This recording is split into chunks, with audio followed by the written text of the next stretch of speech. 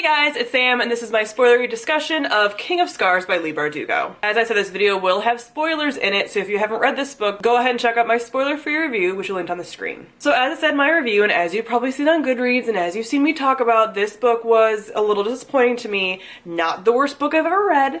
A 3.5 star review is not a bad review. A video on that coming up later. But just not quite what I expected in a lot of ways. So let's get into it. So with the world, I felt like, yes, the world did expand. She did a really good job of like telling us about some of the like customs in different places and such.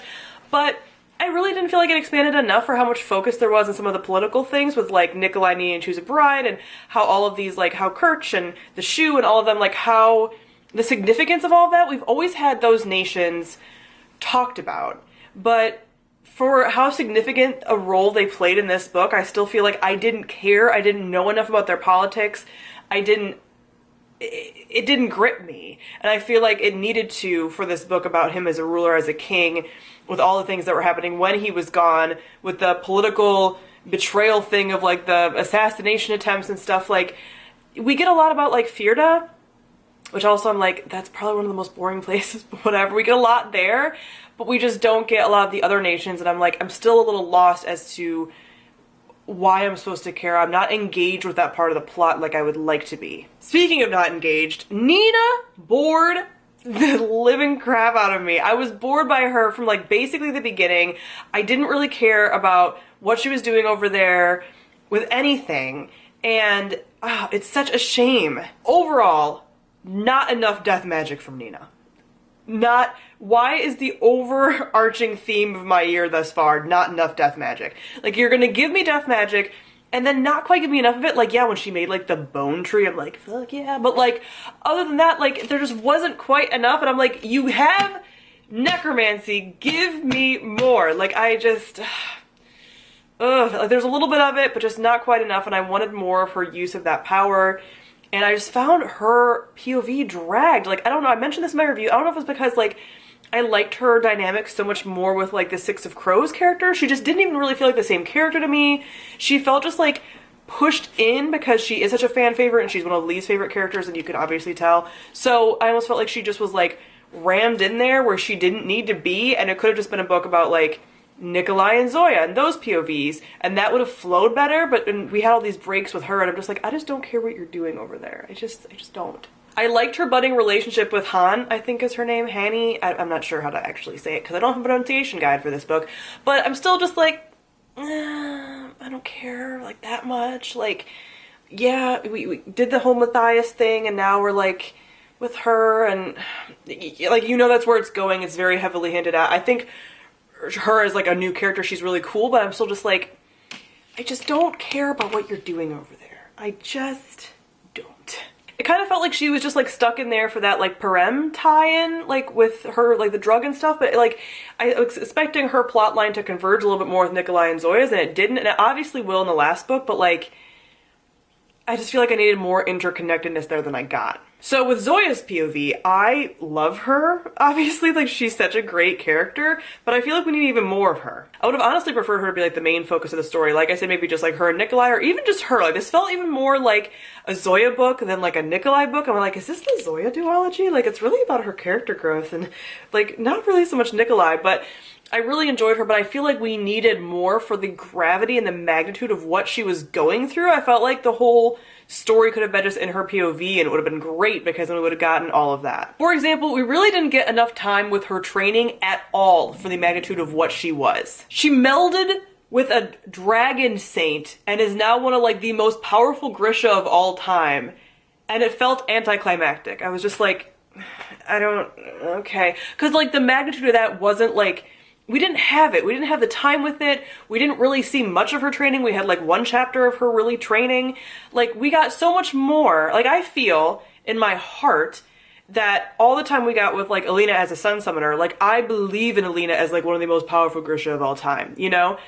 Now Zoya is effectively more powerful than Alina, and I'm like, I don't buy it because we didn't get to see like this progression, even though I know that's true, but we just didn't get to see that. Like, I liked getting the backstory and the amplifiers and all that, but like, we just didn't get to see all this like build up to her being this boss because there wasn't enough time spent with it because we had to focus on like what Nina was doing.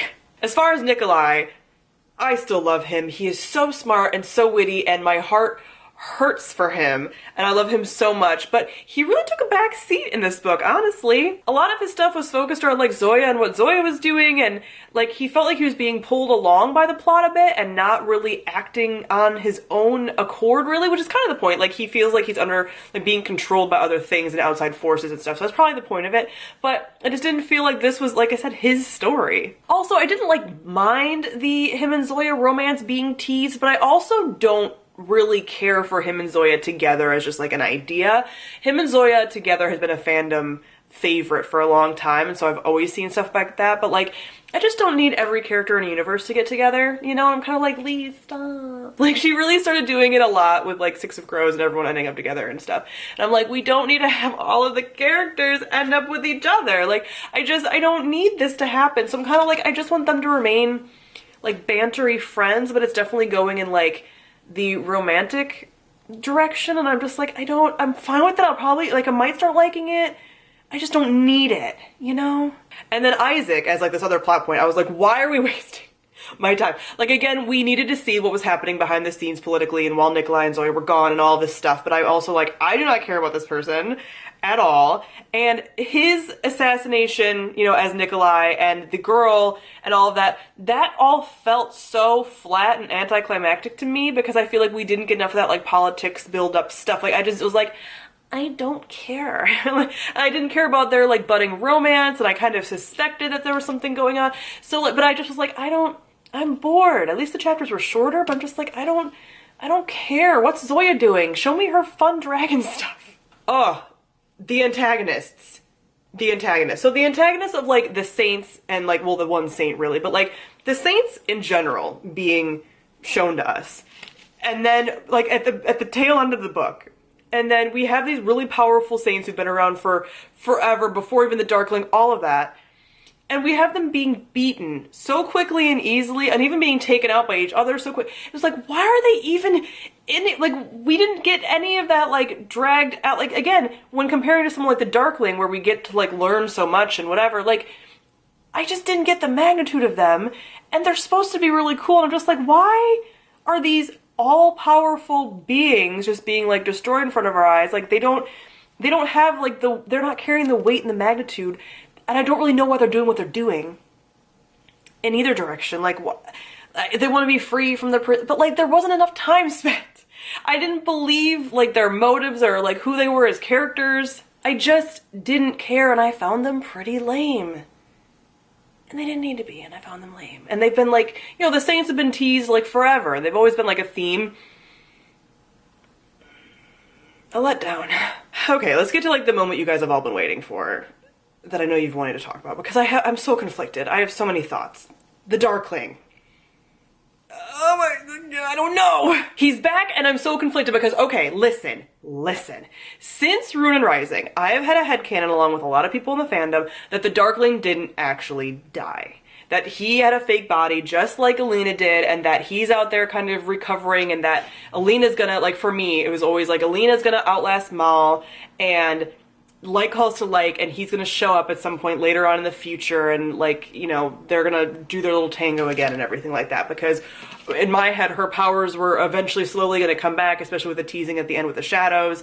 She's still tied to him, obviously, with the shadow power, all of that. So I always have had a headcanon that the Darkling wasn't gone, but this didn't feel super satisfying to me. God damn it! I'm not sure I like it this way. I'm not sure, like, the saint thing and all of that, like, I don't know. And also it feels very like Spike in the bathtub in Buffy, you know, like you're containing. So now is he gonna be a part of like the Scooby Gang? Like, is he gonna be a part of their group?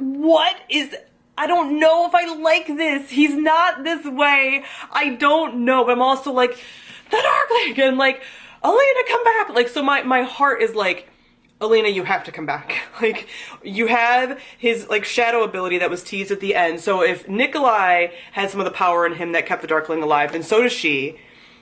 Her abilities can come back, right? Like, I know Alina just wants to rest, like, I know, but he can't be back and her not coming back to meet him head on. You know what I mean? That can't happen, right? Like, it's not just that, like, that can't happen. also like, she needs to come back and destroy him for real. You don't think that Alina would want to do that? Like, I don't know. So I just don't know where this is gonna go, and I'm just worried. I'm very conflicted because I've always had a headcanon in my head about the Darkling being back and not being gone, and now it's just like, it's different and I don't know. One can't exist without the other. Alina and him are opposites. Like, that's the only thing that I'm really focused on. But also, like I said, I don't want him to be like woobified almost, and just like you know, he's tagging along and what are they gonna do, befriend him? What are they gonna do with him? I don't know. I don't know if I like this. I don't know. I have such conflict about it. I don't know. What do you guys think? I don't know how I feel. I always had a headcanon, but I didn't necessarily want him to come back in canon, you know? I don't know. I don't know. So as you can see, I'm very conflicted about this book. I enjoyed many parts of it. It was great to be back in Ravcom, just like, yes, I'm home. Like, that felt great. I loved all the references to the original trilogy, and I really liked Nikolai and Zoya. I just felt like we need more time. And this is a large book, but I just felt like we need more time. Certain things felt slow. There's parts about the pacing that felt off with this. I'm really looking forward to the next book, and the last book in this little series, and also like what's gonna happen from there, and all of that with like Grishaverse in general. But this definitely felt like, to me, the weakest book in the universe right now, currently, which I wasn't expecting. I really was not expecting that. So I still liked it. 3.5 stars is not a bad review, but there's a lot of things that it just didn't meet my expectations for, and I didn't even feel like I had many expectations for it. And apparently it didn't meet them still. I don't know. I don't know, man. Comment below and talk to me, especially about the Darkling thing, because I have such doubt. I'm so conflicted. So thank you all for watching, and I'll see all of you guys soon. Bye.